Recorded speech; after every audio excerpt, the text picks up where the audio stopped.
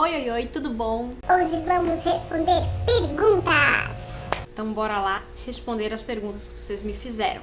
Oi, Sara, quando a sua Fernanda saiu da UTI, ela já começou a mamar no peito? E quando foram pra casa, como foi? Bom, a Fernanda, ela mamou ainda na UTI, botaram ela no meu seio pra mamar, então ela não veio, eles não liberam, na verdade, o neném sem que ele esteja se alimentando sozinho, ou com mamadeira, ou com o seio materno, ou com um copinho com leite, alguma coisa eles têm que tomar pra ganhar a alta. Então, ela mamou no meu seio, dentro da UTI, pegou certinho, fui pro quarto com ela, no quarto ela continuou mamando certinho, ganhou o peso ideal pra ter alta, teve alta, veio pra casa e continua mamando até hoje. Então foi ainda na UTI, tá?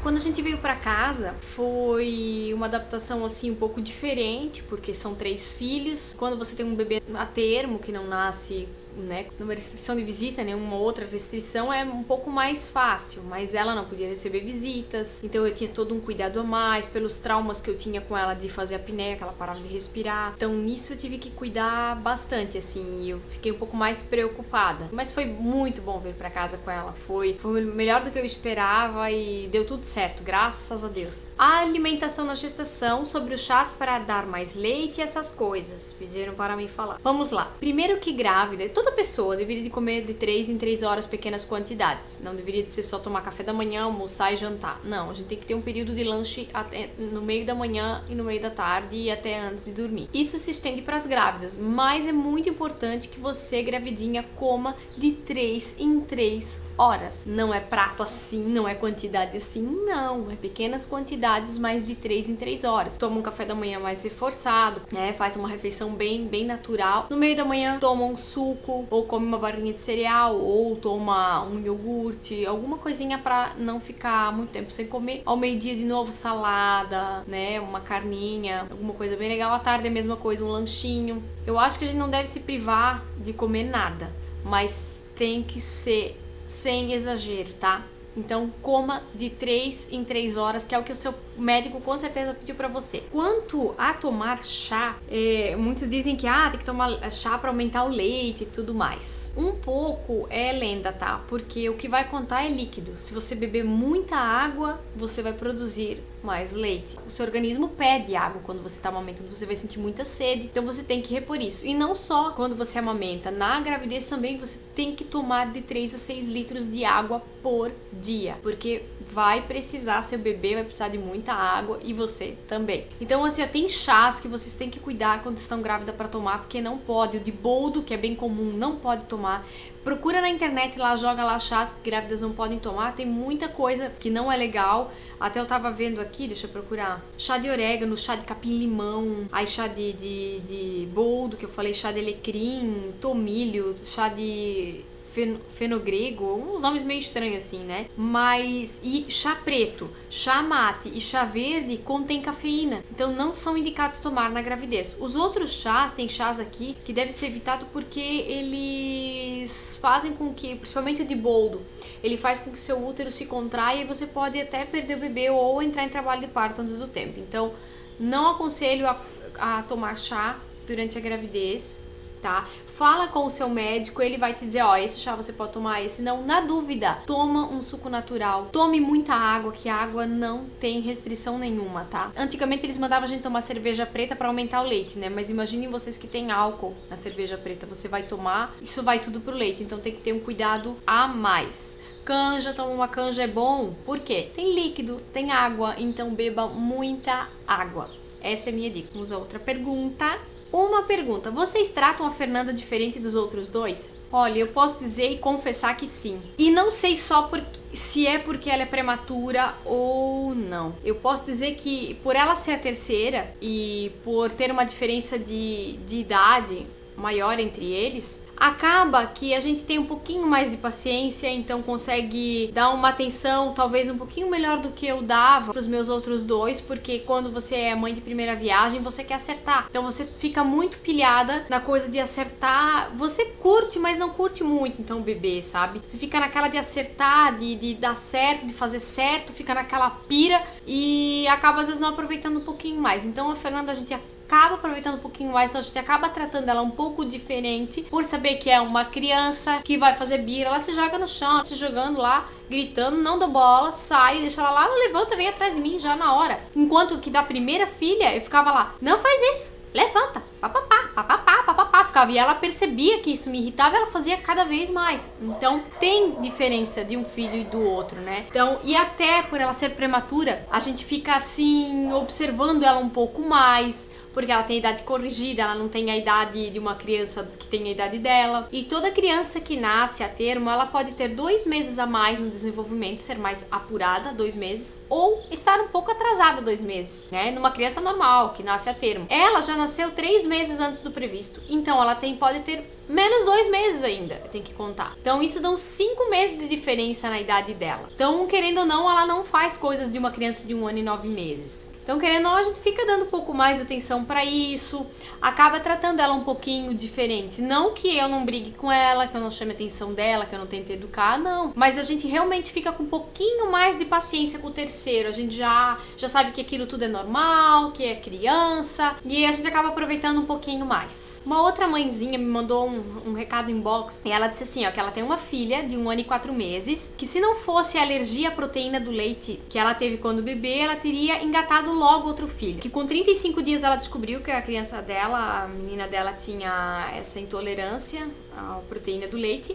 Durante 8 meses ela teve que tratar, não pôde dar nada, tudo com fórmula, comidinha sem leite e derivados, né? E hoje diz que ela come de tudo, ela só não come fruta. E que isso deixa ela muito frustrada. Toca aqui, amiga, toca aqui, porque tamo junto no mesmo barco, filha, também tô frustrada, os meus filhos não comem fruta, só a Eduarda que come um pouquinho de fruta. Banana e morango, é o que ela gosta. Agora tá um trabalho pra fazer essa Fernandinha comer fruta. O menino nada, ele não bota na boca de fruta. Não toma um suco. A única coisa que ele tá aceitando agora é tomar iogurte. Então eu tô conseguindo lambadear ele pro lado do iogurte. Vamos ver se logo ele entra na parte das frutas também. E ele já está com quase 7 anos. Então toca aqui, estamos frustradas juntas. Estamos no mesmo barco, amiga. Mas tá, ela quer saber. Mas o que você acha? É bom esperar pelo menos 3 anos para ter outro filho ou ter na sequência os 2 pertinhos para crescerem juntos? Se puder, me responda. Beijão, beijo. Obrigada pelo recado. Olha, eles sempre dizem que se conselho fosse bom, a gente não dava, a gente vendia. Né? Mas eu vou te contar a minha experiência. A minha primeira filha, Eduarda, ela está com quase 9 anos, está com 8 anos. E ela tinha refluxo quando ela nasceu. Mas não era um vomitar assim... vomitou. Não, era jatos. Aquilo parecia o filme do Exorcista. Aquilo voava. Ela nem se lambuzava de leite, de tão longe que o jato ia. Aquilo me assustava muito, me frustrava muito. E foi uma insistência, a gente teve que dar medicamento. E durou até o 5º, 6º mês, assim. Que daí ela começou a comer outras comidinhas, então começou a aliviar, porque ela ficava mais sentadinha. Então ali melhorou um pouquinho. Confesso que daí logo a gente queria mais um filho, um atrás do outro. A gente queria pertinho. Por quê? A minha mãe teve eu e minha irmã com 1 ano e 8 meses só de diferença. Então eu achava legal criar os 2 juntos, porque eu tive companhia da minha irmã pra brincar. Mas eu não sei se é porque a gente era menina, né? Então menina com menina tem as mesmas brincadeiras, deu certo. Como você não tem como programar que filho vem, eu tive um casal. Muito bom. Não que eles não brinquem, eles brincam, mas tem algumas brincadeiras que eles não gostam de brincar juntos. Então eles têm 1 ano e 11 meses de diferença. Tudo bem, o cuidado é um só, você vai ter 2 bebês pra cuidar, você tem que pensar nisso. Você vai aguentar cuidar de 2 bebês ao mesmo tempo? Eu pensava que seria muito fácil porque minha mãe conseguiu, mas foi muito difícil, gente. Eu tenho que confessar que foi muito difícil. Me pediram pra fazer um vídeo sobre ciúmes dos irmãos. Eu vou fazer, tá? Eu vou contar como é que é aqui em casa, porque a crise de ciúmes ainda existe e tá bem complicado. Então, com a mesma época de idade, tem 1 ano e 11 meses, os problemas meio que são meio parecidos? Sim, então tô bem tranquila porque os 2 estão numa fase bem de independência, então pra mim estaria fora. Passei aquela fase difícil no começo, que é muito difícil você sozinha em casa com 2 bebês pequenos. Sem ajuda é complicado, gente. Eu vou falar, é loucura. Aí, agora a diferença da Fernanda pro Júnior deu 5 anos e da mais velha quase 7. Eu vou dizer que foi muito bom porque ela pôde me ajudar, me ajuda ainda hoje a cuidar da Fernanda. Se eu preciso fazer alguma coisa, ela olha pra mim, ela, né? A vovó, ela tá chamando a vovó. Então ajudou muito. Foi bom, foi melhor agora. essa diferença de idade, porque ela pode me ajudar a cuidar da Fernanda, né? Então é bem complicado pra te falar o que seria melhor. Tem os prós e os contras. O lado bom de você ter pertinho é que depois você faz tudo numa pegada só, se estressa numa pegada só, depois você tá fora com os dois. A fase ali de não poder sair ou de conseguir sair com os dois tranquilo em algum lugar vai ser bem parelho. E agora, o contra de eu ter pertinho é que é puxado, é muito puxado. São 2 bebês, é como se você tivesse gêmeos.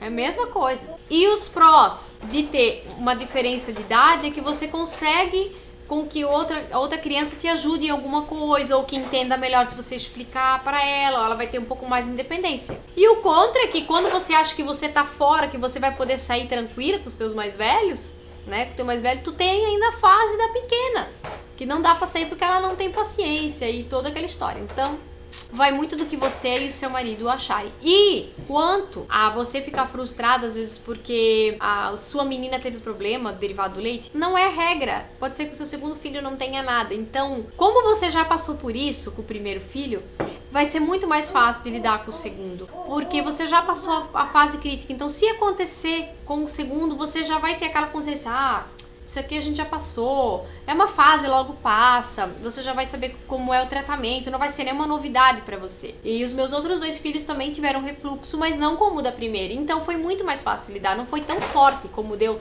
na primeira o refluxo, né? Então te desejo boa sorte se você pensa em ter mais um, toda a felicidade do mundo, e é meio que você e seu marido pra decidir, porque pitaco dos outros tem um monte, então tem que estar bem consciente do que pode acontecer. Seu bebê pode ser um bebê bem calminho e não ter nenhum problema de saúde, assim como pode ter a mesma coisa que o primeiro. Mas aí você já tá escolada, já aprendeu. Essas foram as perguntas de hoje. Se você tem mais alguma pergunta, quiser perguntar, pergunte. Eu faço outro vídeo explicando. E quero que vocês curtam os meus vídeos, se puder, se vocês gostarem dos vídeos. Que compartilhem, que divulguem para outras mãezinhas poderem também me conhecer. E a gente poder estar trocando essas ideias, trocar experiências. É muito, muito, muito, muito importante para mim que vocês compartilhem os meus vídeos. E que principalmente vocês se inscrevam no canal do YouTube. Se você não tem uma conta, vá lá, cria uma conta no Google e se inscreve lá no canal, beleza? Espero que vocês tenham gostado. Um beijo e até mais.